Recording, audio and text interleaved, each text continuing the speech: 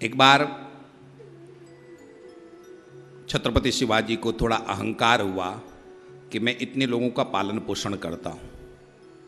अकाल पड़ गया था, तो अकाल के उस समय में छत्रपति शिवाजी ने अपनी जनता का पेट भरने के लिए अपने अन्न के भंडार खोल दिए। गुरुदेव आए, समर्थ गुरु रामदास। तो शिवा ने चर्चा की, गुरुदेव मैं इतने लोगों का पेट भर रहा हूँ। तो समर्थ गुरु रामदास को शिष्य के अंदर अहंकार दिखाई दिया। ये शिवा नहीं बोल रहा है, ये मेरा शिष्य नहीं बोल रहा है, ये तो कोई अहंकारी व्यक्ति बोल रहा है। तो गुरु ने कहा, वाह शिवा, तुम कितने महान हो, इतने लोगों का पेट भर रहे हो, थोड़ा ये पत्थर तो तोड़ो। और एक पत्थर था, पत्थर को तोड़ने के लिए कहा गुरुदेव ने।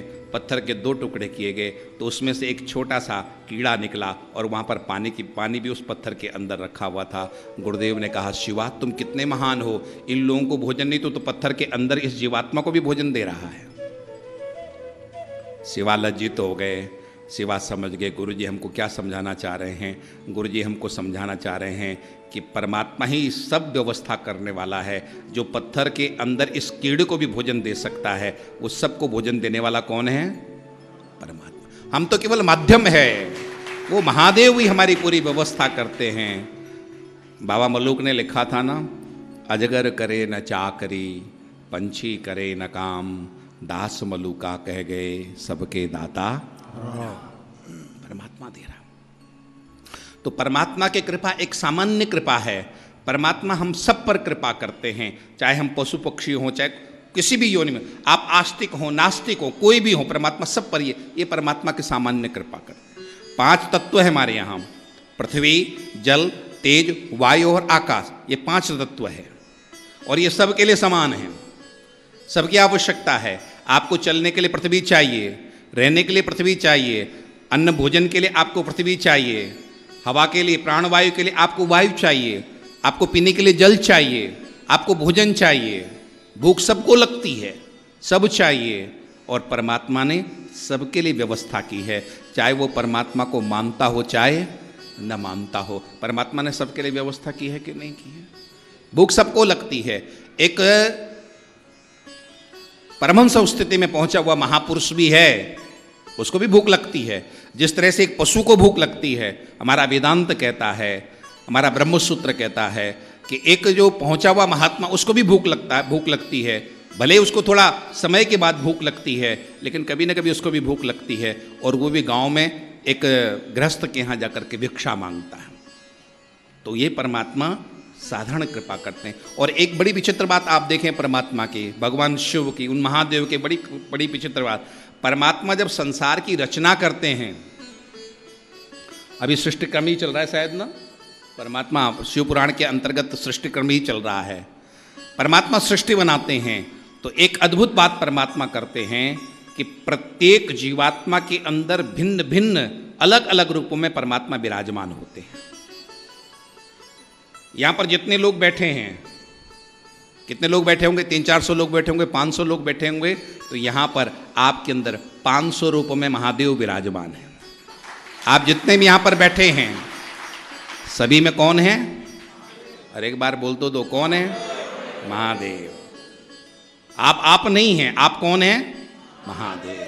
जिस तरह से कहा जाता है ना, नर्मदा का कंकड़ शंकर, उसी तरह से इस पृथ्वी में जो कुछ भी है वो महादेव है। परमात्मा आप हम सब के अंदर अलग अलग रूपों में विराजमान है। और परमात्मा जानते हो क्या करता है? परमात्मा 2 काम करता है। पहला तो जो कुछ भी आप करते हो उसको नोट डाउन करता है। आप जो कुछ भी करते हो लिखा जा रहा है। और कैसा लिखा जा रहा है? आप लोग यहाँ पर व्यापारी लोग हैं, आप लोग क्या अकाउंटेंट होता है? अकाउंटेंट लिखने में गलती कर सकता है, आपका मैनेजर मैनेज करने में गलती कर सकता है, भूल कर सकता है, लेकिन अंदर बैठा हुआ वो मैनेजर, अंदर बैठा हुआ अकाउंटेंट कभी भी गलती नहीं करता, बराबर हर किसी का लिखता है, सब कुछ लिखा जाता है।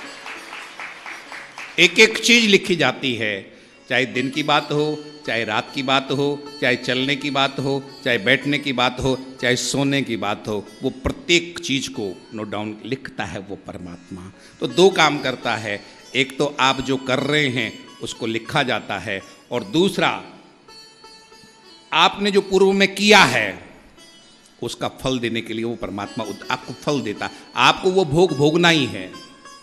गीता में भगवान कृष्ण ने कहा था, अवश्यमेव भोक्तव्यम कृतम कृतम कर्म शुभाशुभम।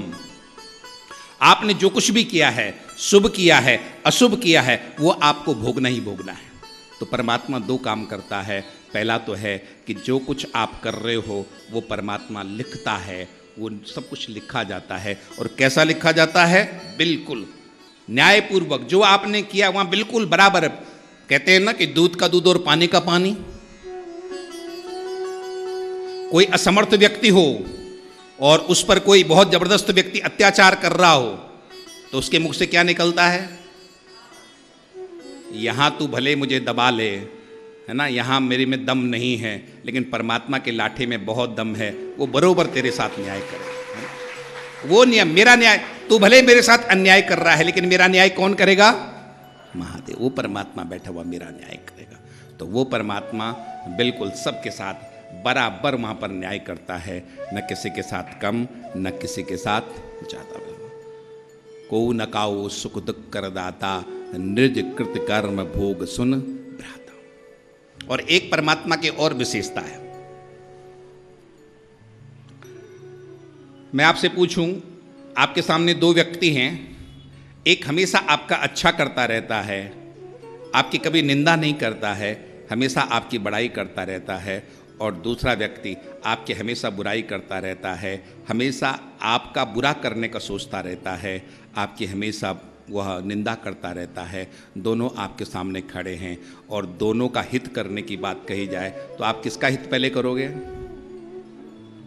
अच्छा किसका चाहोगे आप? जी, है ना। एक सामान्य सा नियम है कि जो हमारे साथ बुरा कर रहा है उसके लिए हम बुरा सोचेंगे, और जो हमारे लिए अच्छा सोच रहा है उसके लिए हम, एक मनुष्य की, एक साधारण मनुष्य का यही बात है, यही यहां पर नियम चलता है, अच्छे के साथ अच्छा और बुरे के साथ बुरा। लेकिन परमात्मा का नियम आप देखो, परमात्मा अच्छे के साथ भी अच्छा और बुरे के साथ भी